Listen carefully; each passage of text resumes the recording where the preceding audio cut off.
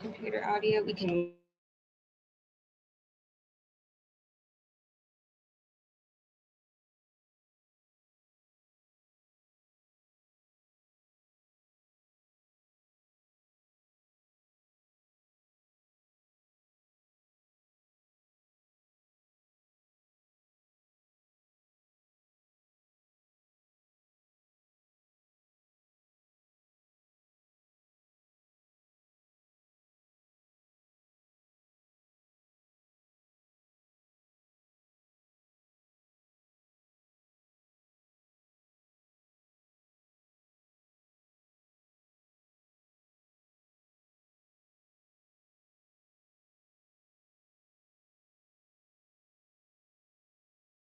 Because we want to record. All right, I can start the. God, this is so easy. All right. Oh, what was that? This is where you're gonna. Oh, of course. So I just hit. Yeah, it doesn't. I guess so. Yeah. Okay, does it count? Or maybe okay. just. Well, there it is. There's the Zoom. Okay, we'll close that. And I have to open. Is this my microphone? No, that's her microphone. Yes. All right, so they can hear me. All right. Hi, everybody. All right. Enjoy your bagel, relax, and when you're ready, go. All right.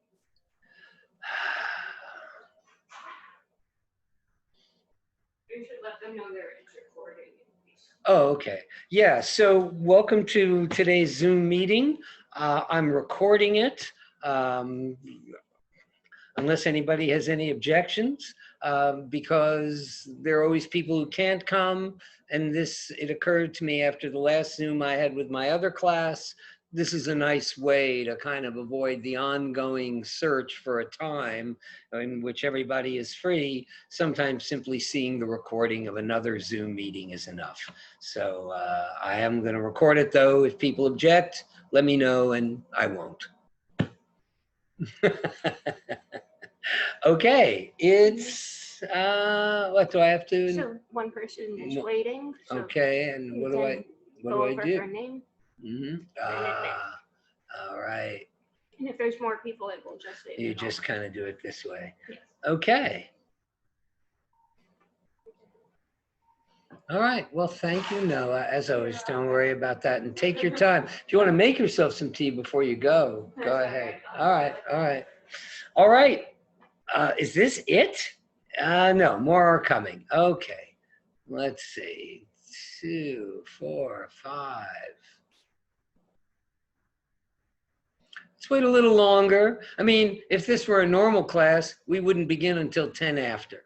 So we'll wait a bit longer. I have just 1 minute past 1.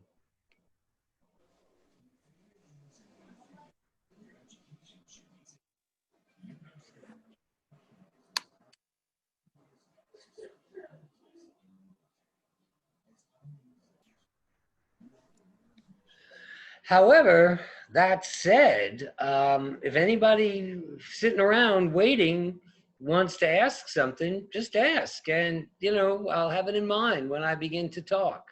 So there's, which would also be the case. If we were sitting around in the classroom waiting for the stragglers, if anybody had something they wanted to ask me, they'd ask. So if you have something to ask, let's hear it.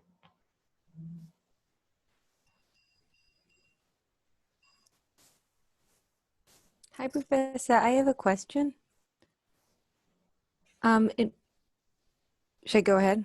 Yes, please. Okay. Yeah. Great. In one of the videos, the lecture videos, you mentioned that if relation is the bearer of moral rightness, then it would be making moral judgment. We'd have this like really embarrassing consequence. It would be making moral judgments on things that stand in the same relation. I was just wondering if we could like clarify that and go over that. Yeah, well, good luck. I mean, it's such a weird argument. It's just so weird. I don't know what I would never in a million years take it up if Hume himself doesn't say these things, So let me just give a little bit of background and then give my best shot of what's going on there. So Hume, as you know, the big project for Hume is to say, although moral terms like just, unjust, cruel, kind, vicious are stable and meaningful for us, you know, this is undeniable. Hume is in no way a skeptic about our use of moral vocabulary. He's determined to show they don't name facts in the world. This is a very interesting project. I mean, when we turn to Sartre and Hare, although to some extent they're going to resist this, the analysis they give of moral concepts, and I guess I should go back and say one way of thinking of a moral philosophy is what's the analysis of the central moral concepts? Because we all use them. It's just this very deep part of social life that we use these words all the time. That was nice, that was kind, that was cruel, that was considerate, that was inconsiderate. So there's all this moral talk going on. And it's a very natural question to ask, okay, what anchors this talk, if anything? What, you know, guides or governs this talk, if anything? Now, when we turn to Sartre and Hare in a certain way, they're going to give, as you see, very subjectivist readings of this talk. It's not clear that if they were right, this talk would really survive or be able to do very much work, because it would be so subjective. It's not clear how much information you could possibly be conveying to another when you use this word. Whereas Hume is absolutely unique in this sense. He wants to be non-factualist. It's not like vicious names a property in the world the way magnetic does, or is a river, or is a mammal. Consider that term, is a mammal, or consider species terms. When I say, you know, the dog and the wolf are not members of the same species, even though some dogs look a lot like wolves, it's a very good example because appearances here can be pretty deceiving. You know, certain German Shepherds and certain wolves might look far more like each other than a German Shepherd and a Chihuahua. But as a matter of fact, the actual division of species goes the other way, right? The German Shepherd and the wolf are not members of the same species. The German Shepherd and the Chihuahua are. And that's a factual claim about the genetics and the fertility of the offspring and stuff like that. So far, so good? So you have these words, dog, wolf, and they map onto these facts into the world. Okay, sometimes, I'm just going to go on a bit because what the hell, we're all together. Sometimes we correct our words when we find out that the facts are different than we thought. So, you know, in the biblical times, they thought the whale was a fish. It would have been a very natural thing to think, the way it looked, swimming in the water, et cetera, et cetera. You would have thought, you know, it's just another fish. We wouldn't say that now. We know that the underlying facts are such that it's actually a mammal. And the whale has more in common with you than it has in common with a shark, even though they might, to, you know, a pre-scientific observer, look far more alike. Okay, Hume is in this very interesting position of being a non-factualist about morality. He doesn't think goodness, badness, rightness, wrongness, or terms that are a little more specific, like vicious, considerate, name facts in the world. They don't have truth conditions in the outside world, okay? Yet, he does think they're stable. He does think that when we use these words, people know what we mean. They perform a certain kind of ongoing stable function in society. When you say, that was very cruel of you, that was very kind of you, nobody kind of strokes their chin and says, geez, I wonder what they mean by that. I wonder what they're saying. And so Hume has this very interesting position of being a non-factualist, but not being a subjectivist. How does he do it, ladies and gentlemen? How does he do it? And what's the answer? Well, he's a naturalist. He thinks that these terms name reactions, but these reactions are so rooted in our biology that they're stable. And in this sense, they're like what? Guess. Tell me. What are they like? Give me an example of something which, strictly speaking, doesn't name a fact, but it can seem like a fact because it's so stable. This is a gold star question. Color. So when you say that's a red sweater, well, it's red to us. If we really did live in a kind of Star Wars science fiction world, we might be interacting with other creatures that didn't see color.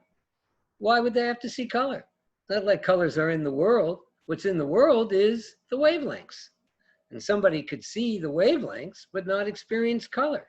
That person would know that it's red to a person, the Martian who could see the wavelengths. And by the way, I read years ago of this blind woman in Russia who could feel with her hands different colors, which I find perfectly credible. They do have different wavelengths. Maybe somebody out there can feel the red wavelength versus the blue wavelength.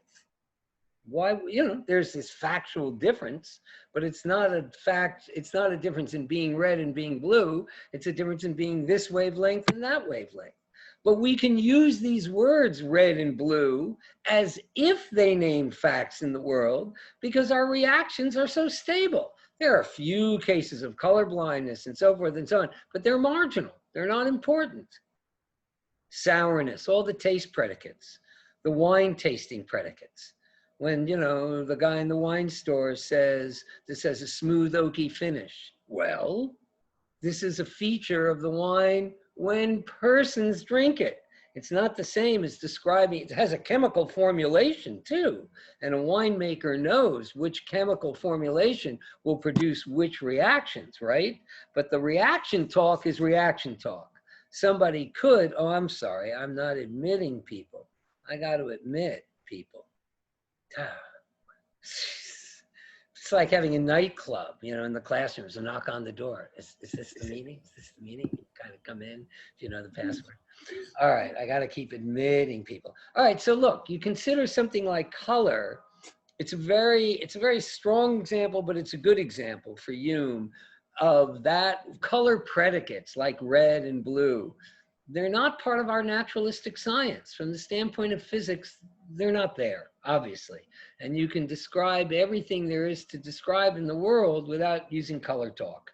Because the real talk, one might say, is the language of physics, of wavelengths and so forth and so on. So, nevertheless, because of our biological uniformity, our rough biological uniformity, we can talk about color as if it were real. It would be a very interesting thing if we really did start interacting with creatures, rational creatures with very different bodies than ours, a kind of standard feature of the early Star Wars movies. And then we'd have to kind of alter, I guess, some of our vocabulary. If you see what I mean, because it might well be that the sweater, which is red to us, is a certain shade of gray to this creature from Alpha Centauri.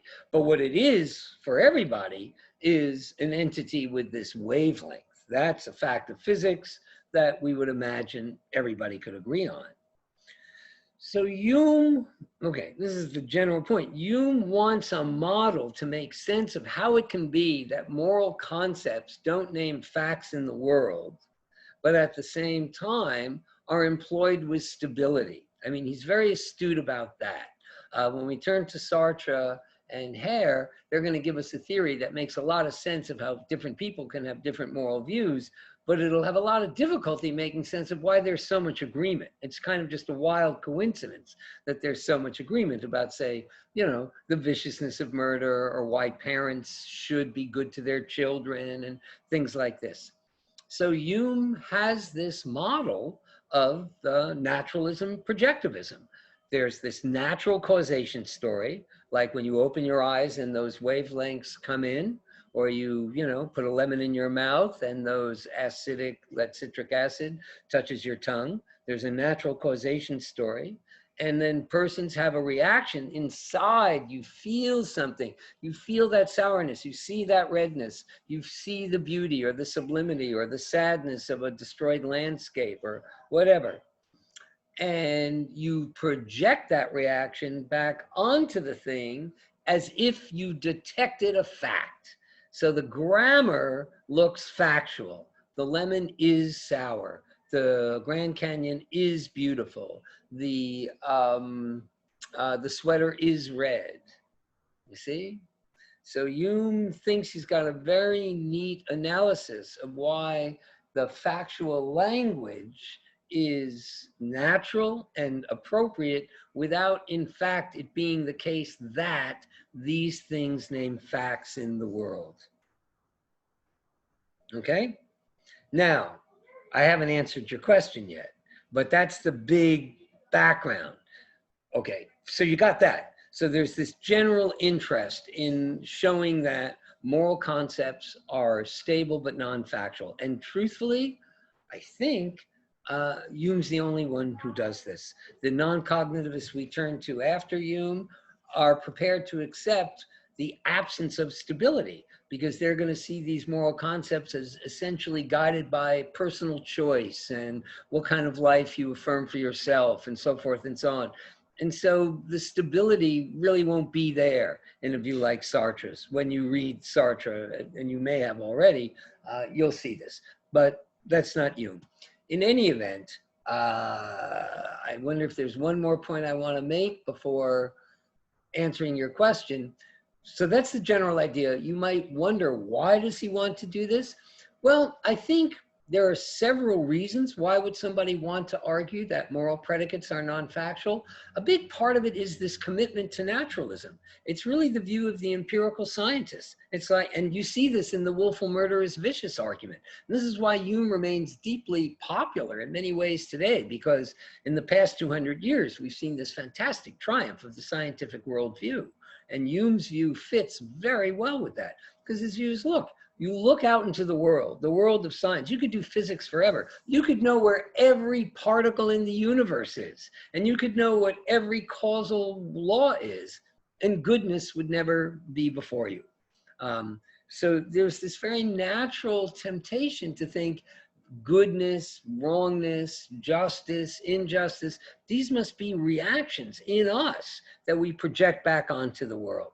It's a very natural and neat and inventive way to fit moral properties into the scientific world. Because what you're saying is, well, they're not in the world. They're in us. They're reactions to bits of the world, but they're stable. I still haven't answered your question. Go ahead. What's your question? Just to be really clear about that, so he's saying that the fact that we project our reactions onto the object, and like that's why we refer to moral judgments as fact. Because that's why. That's right. That's okay, right. okay. We mistake, and I think this argument works very well with what I keep calling low-level aesthetic claims too. Claims about aesthetic properties in nature. When you say the sunset is beautiful. Or to give an example, you'll see in the video I just made, I remember when Hurricane Sandy came through. I was living upstate at the time, and I would drive through certain landscapes that were just devastated. All the trees were down, and these landscapes looked very sad, very melancholy. You'd see all these toppled trees, and you'd say, oh, how sad. This is pure Hume. You think, sad? How could a landscape be sad? How could nature be sad? What a crazy thing to say. And yet we say it all the time. But all this really is a natural reaction we have to it that we then project back onto it. And it seems to us as if we're detecting a property. But a little philosophical reflection shows us it can't be that way. And another way to think of this, take your question in a second, is could there be somebody standing next to you who's just as good at detecting the physical facts, but didn't use that word?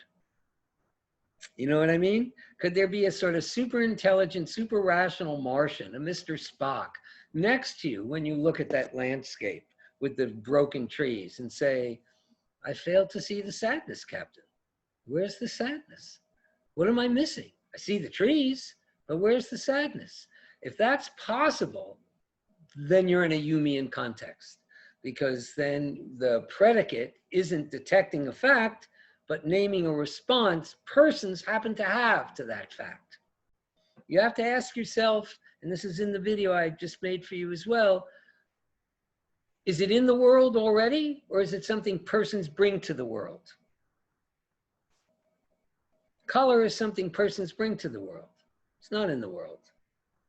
It's in the world because our eyes happen to be structured a certain way.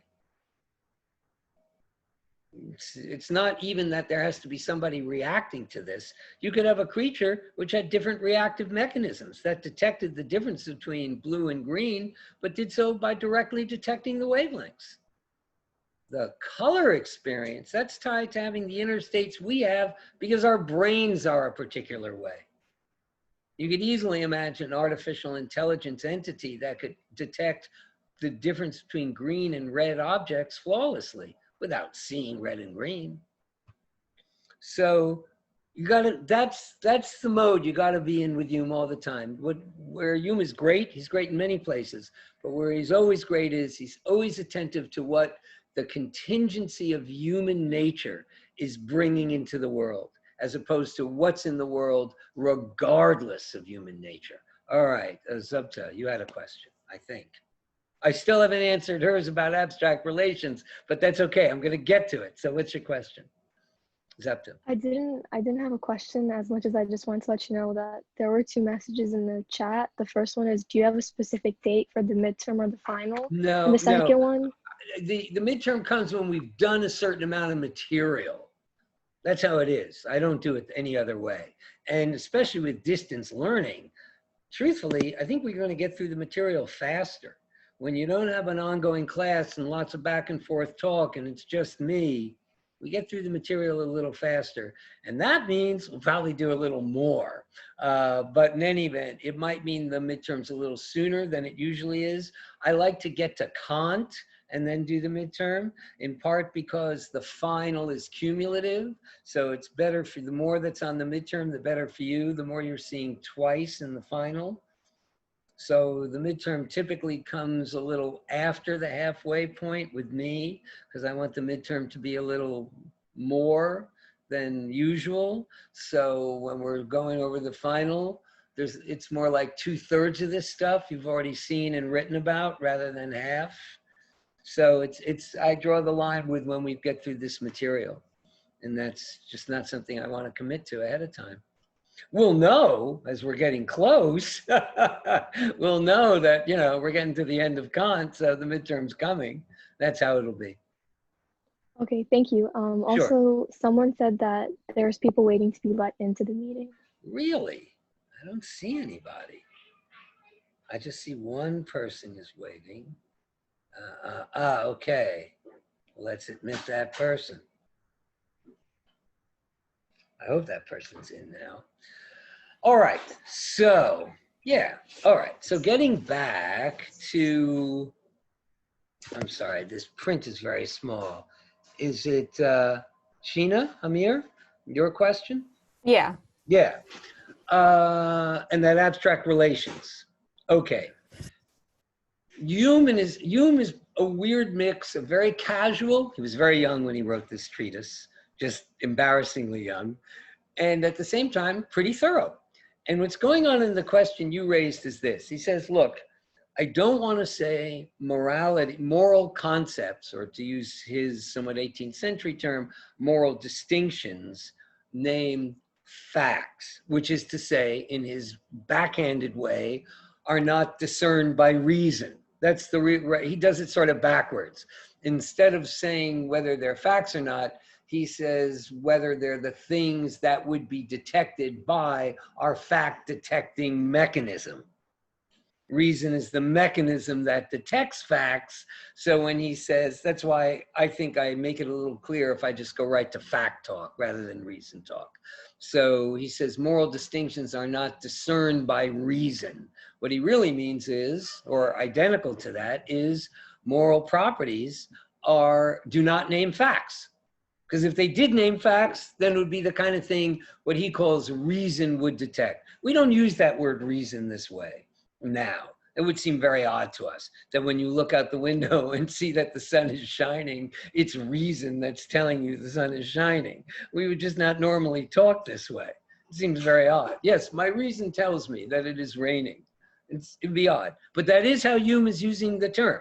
So I just want to kind of leap over to what he's getting at and talk about the fact, non-fact distinction rather than reason.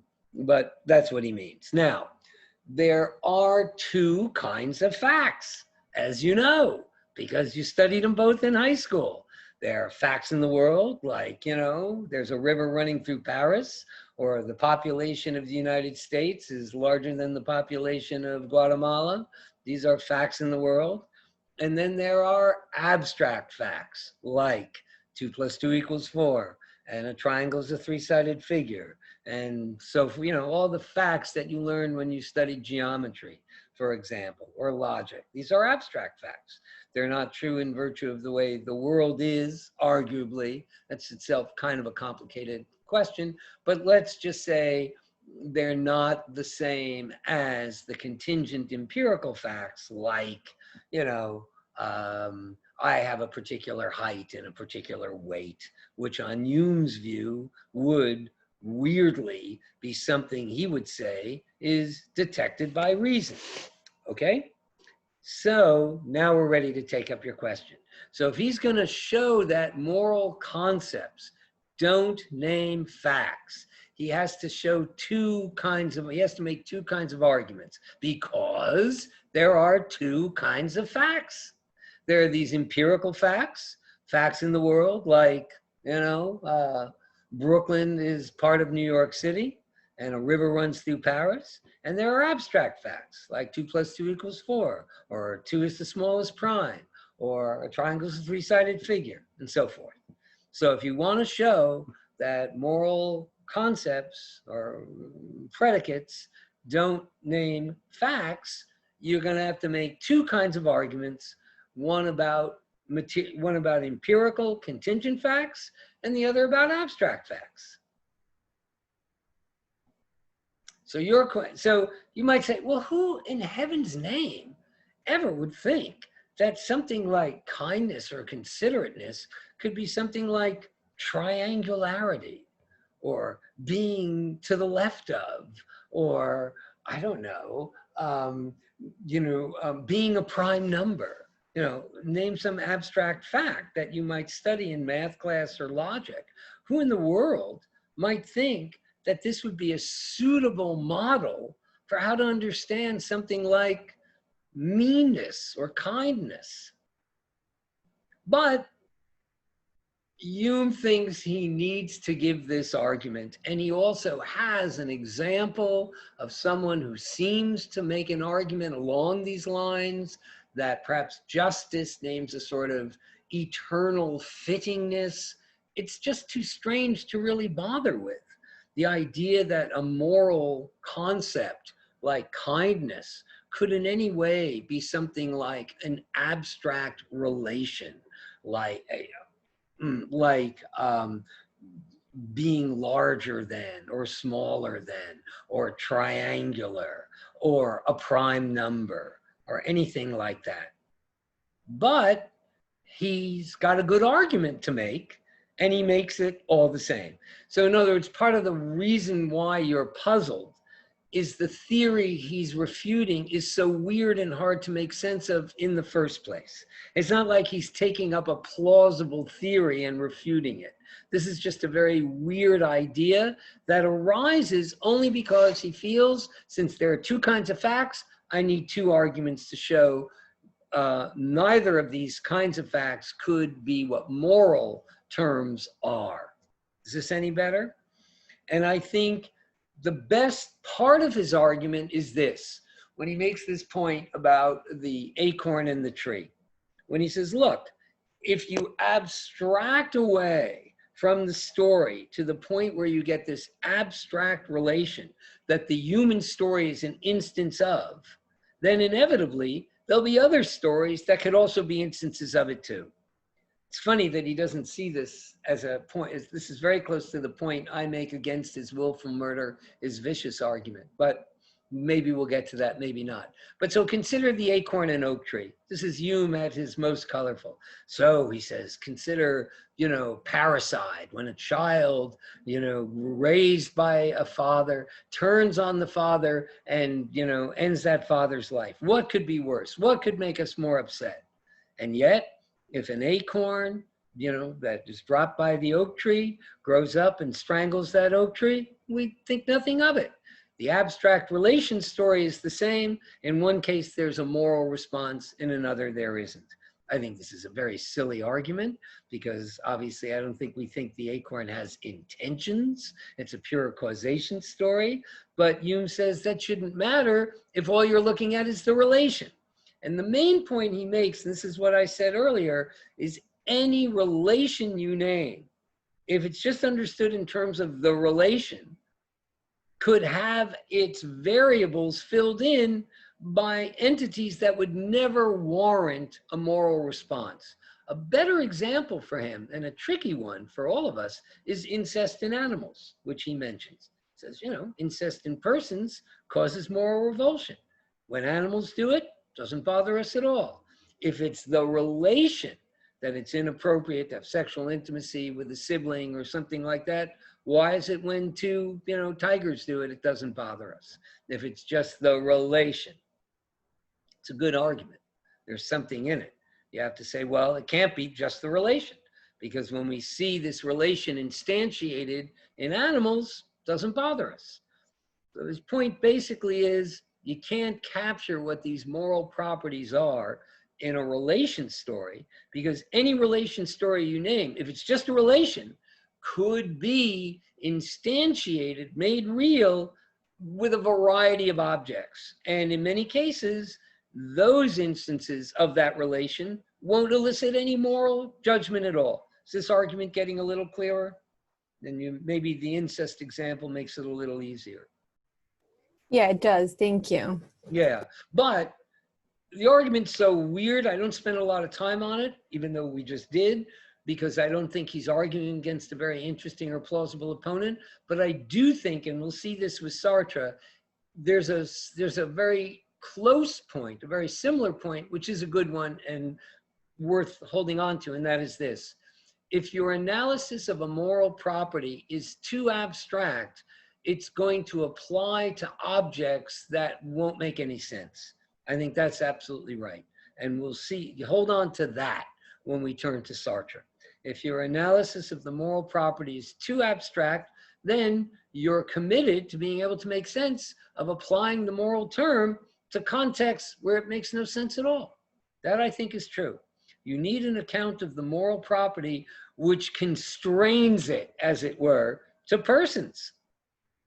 You know, rocks are not the object of moral assessment, nor are acorns and trees, nor are, you know, animals typically.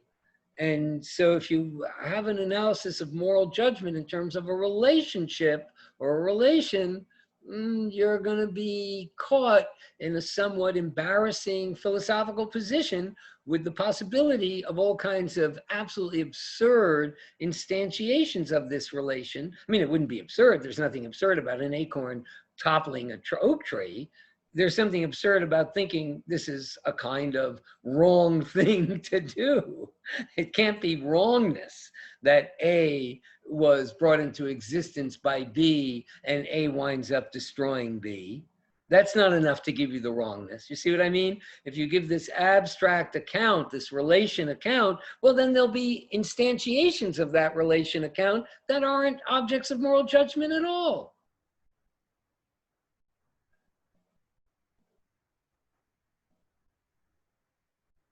Okay.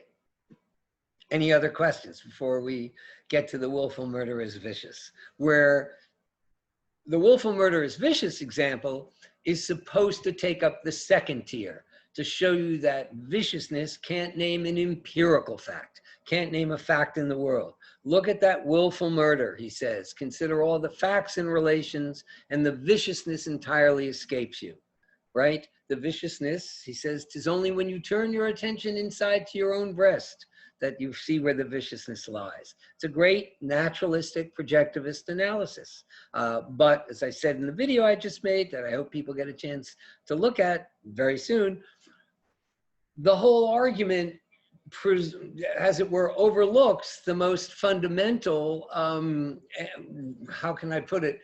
The fundamental mistake in that argument is in the assumption that you can treat murder as a natural object, and it isn't. The analogy that Hume wants is with something like finding the lemon sour, the Grand Canyon beautiful. But in these cases, the Grand Canyon, the lemon, these are objects that can be identified by a natural science. Lemons are, you know, botanical or whatever, you know, entities in the botanical world. The Grand Canyon is a geological fact that just, you know, that arises through a natural causation story. Whereas murder, is a constructed fact. Murder isn't a mere, killing. Murder is a killing that we find unjustifiable. Murder arises only when persons construct a framework of assessing the intentions. Lots of facts. See, what Hume gets, this is where Hume is both so great and so maddening. Hume gets that lots of facts come into the world through persons. But what he blurs together, tries to press into one category, is this. Some facts come into the world through persons through a natural causation story. Sourness, color. It's just a natural causation story in virtue of which sourness and blueness comes into the world. But other facts come into the world through persons through construction. Marriage, money, the state, art. These things are not natural facts. They don't come into the world the way asteroids and planets do.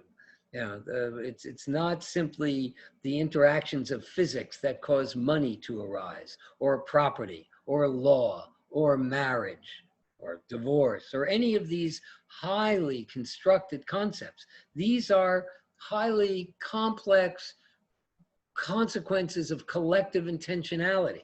It's because persons collectively intend things, that there is money and that there is marriage and that there is property.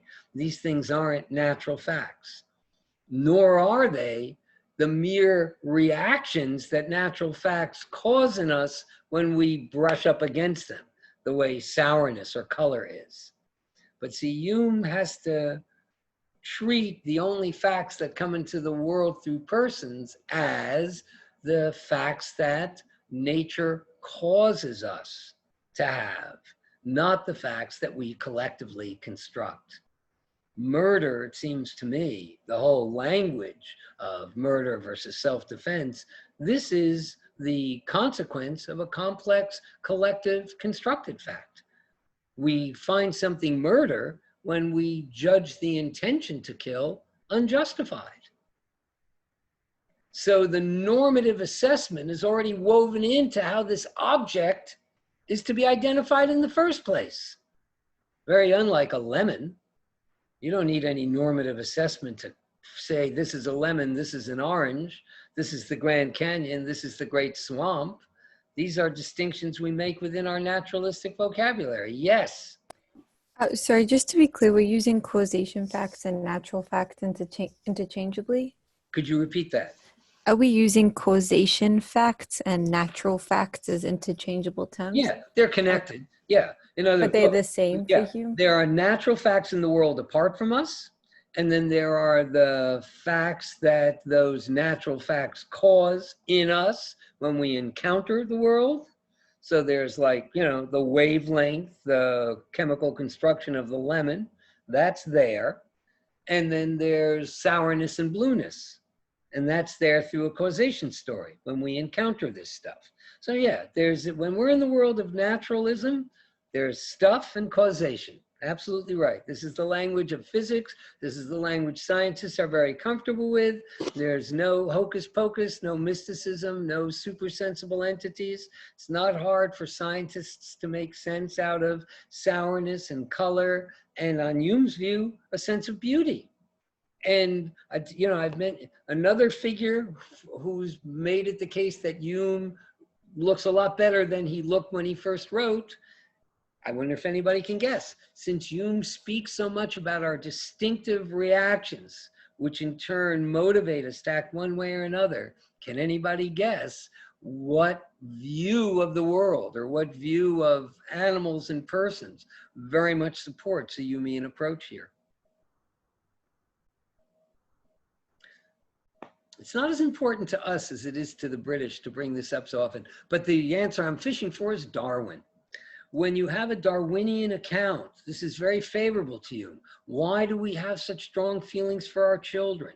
Why do we have the kinds of strong reactions we do? Well, Darwin tells a selection story.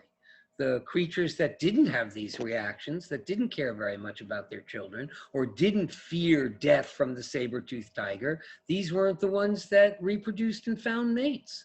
the ones that were successful are the ones that had these reactions. So you can tell this very nice, plausible, explanatory story about why certain things seem natural to us. It seems very natural to us to care for our children. Well, it is, because there's a selection story in which those who didn't care for their children, those people died out. Those weren't the ones that managed to find mates and reproduce. That's the Darwinian story over and over again, that the traits we have, that we see very strong and very, forceful, these are the ones that had a certain kind of survival advantage, and they feel very natural to us. They're natural in the sense that they had a kind of survival advantage. So, it's very, when you see somebody like hit an animal and you have this internal wincing, and you just say, that's just so awful. This is pure Humeanism, where you have this inner reaction to a fact in the world, and this inner reaction is undoubtedly selected. The creatures that have these empathetic responses, these are the ones that did better in communal life and survival and so forth and so on. So, okay, I've kind of wandered off the track, but yes, in answer to your question, on the naturalistic view, there's the facts out there. There's the facts that those facts out there cause us to have in virtue of how we're wired, our biology. And then there's also this further wrinkle that we have through Darwin, that there are the dispositions that we have because these are the ones that had the right or best survival payoff. So the fact that we care so strongly about our children, or fear death, or have certain degrees of empathy when we see somebody struck or suffering. These are all features of us that are selected for in the Darwinian story. So Hume has been very lucky in that his 18th century philosophical view really got cashed out by the 19th century scientific work that came after. That said, there's no place for constructed facts. There's no place for things that come into the world through complex collective intentionality, like money or the state or property. And my suggestion to you at this very early point is murder is a constructed fact. It's not a natural fact. To call something murder is to say it is a killing that we cannot justify. And this reflects an interest we have. This isn't the detection. Hume is right. It's not the detection of a natural fact, but he's wrong to think it's a mere reaction caused by a natural fact. That third category has no space in the Humean world. And that third category is crucial to moral life, art, and lots of other things. The third category, I mean, being the constructed world, the world we make through intentionality. Art is not like blue, that's my fortune cookie for today. Art comes into the world through complex intentionality. Blue comes into the world through a mere causation story. It's just how our eyes are wired to react to the wavelengths. Chew on that one. But Hume has to overlook the constructed world. He wants moral life, as far as possible, to be assimilated to this natural causation story. And that's why he tries to get you to see responding to murder as like responding to the lemon. But murder is not a natural object. It's a category that arises through complex, through our interest. We have an interest in differentiating between those killings we think we can justify and those we think we can't. That's what we mean by murder. It's a term that indicates those killings that we do not think are justified. Very soon. I have to placate my little boy who wants to go out. Oh, he doesn't. Okay. You want to say something? Oh, you want to watch something? Yeah, well, unfortunately, I have to stay here, so you can't watch anything. Very soon. Okay, questions, comments, because Hume is great, and at the same time, to see what's wrong with Hume requires making a very, very deep point, because it forces you to kind of think about what's in the world apart from us, what's in the world because of us, And what's in the world because of us in term has this very, very interesting division. There's stuff that's in the world because of us, because of just the way our bodies are. That's what I mean by something like color and smells. And then there's stuff in the world because of us, because we've constructed these complex interests, you know, jokes, operas, money. Yeah, these are not things in the world because of physics, but nor are they in the world simply through a causation reaction story. I take that to be obvious. You know, $10 bills don't arise the way the color blue arises. But what Hume gets you to think about, and this is why he's great, is what's in the world because of us, as opposed to what's in the world apart from us. And to me, frankly, that's like one of the most interesting questions there is.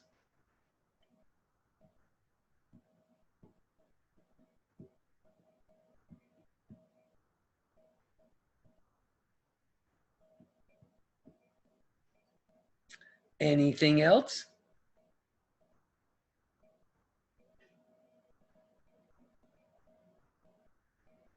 Okay. We will meet again. And if there are residual questions, just email me and, you know, I'll get back to you on it and we'll Zoom again. I don't know if there'll be another Zoom tomorrow. I feel I did a pretty okay job on this. I want to thank you for that question about the abstract relation, because it's so easy to just ignore it. It's such a kooky argument, but so thanks. And, it may be, I have recorded this, nobody objected, so we did it. It may be that this is enough rather than, you know, do it again tomorrow. It may be enough for those who couldn't come today to just watch this one. So we may just do this again next week once we've done a little more Sartre and Hare and so forth. Okay, and you guys did get a lot of notes. I just sent you a lot of stuff out there, so read it, absorb it. I just made a video about an hour ago. Look at that. Though it's pretty duplicative with what I said today, I think in some ways it might be clearer. So check it out, and we'll be in touch, I think. You know, I didn't have any idea as to how long this Zoom class should go, but if the questions are gone, you know, so I'll just wait. Where are we? Yeah, we've been 45 minutes. This is good. Last call, ladies and gentlemen, last call. Any other comments or questions? All right, then. Thank you very much. It's very nice to meet you.